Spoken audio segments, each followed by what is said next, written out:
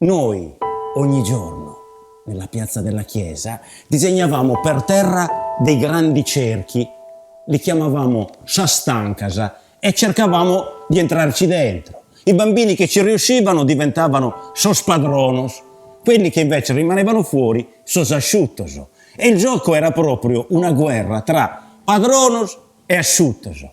Noi non li schimisi, non lo sapevamo, ma quel gioco era il ricordo di un fatto molto molto importante, capitato nel 1820, la legge delle chiudende, la legge de sa stancasa serrada Jamuru fattasa a sa ferra ferra, con la quale si consentiva di chiudere, di tancare dei terreni che prima invece erano bene comune.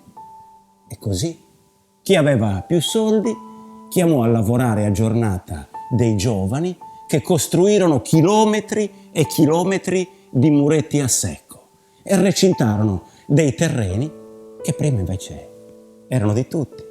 E così ci fu chi riuscì a chiudere, a tancare e chi no.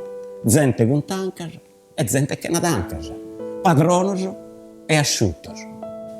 E così i contadini, che prima potevano seminare senza dover pagare niente a nessuno, ora erano obbligati a dare 2 parti su 3 del loro raccolto a sosmerese, ai proprietari e i pastori, che prima potevano pascere su bestiamine in su comunale, come dovevano pagare s'affitto.